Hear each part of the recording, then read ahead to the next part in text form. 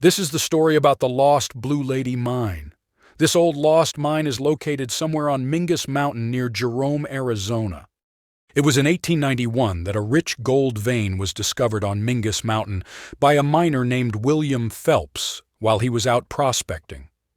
Phelps had been employed at one of the other larger copper mines near Jerome and decided that he was going to set off on his own after getting enough funds for his own operation.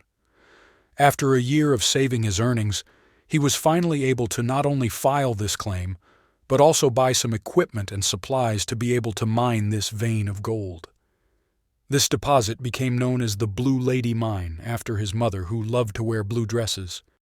It wasn't long before Phelps realized that mining by himself was incredibly difficult, so he got help from another miner from Jerome named Sam, whom Phelps had worked with in the past.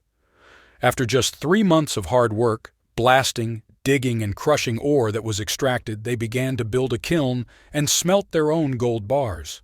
They smelted 10 bars on the first day, with each weighing in at 20 ounces and then stamped.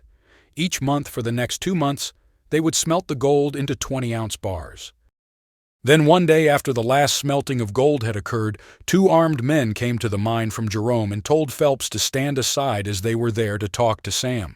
The men told Sam he had 2 weeks to pay his increasing debts in town for gambling, drinking, and bad credit loans. And if he tried cheating his way out of them, they would be back to collect in their own way. The men then rode away back to Jerome.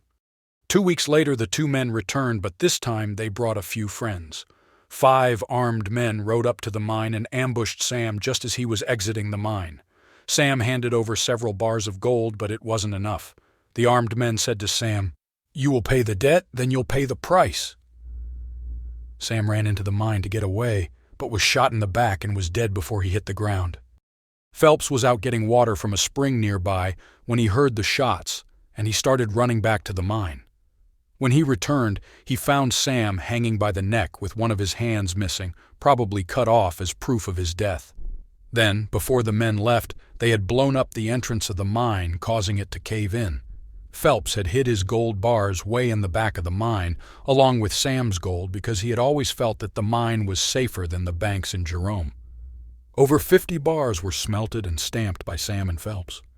Phelps didn't have the funds or the resources to reopen the mine, because all his money was in gold bars that were still inside the mine. So he sold what equipment he had to the owners of the Gold King mine and sadly committed suicide in Jerome soon after. The Blue Lady Mine was never reopened, and its entrance could very well be covered by one of many hundreds of mine tailings that dot the hillsides of Mingus Mountain. If this mine could be found, not only would it yield good gold, but also you would find the bars of gold smelted by Phelps himself. I hope you enjoyed this short story about the lost Blue Lady Mine. Please like, share, and subscribe so we can continue to bring you more old lost mine stories.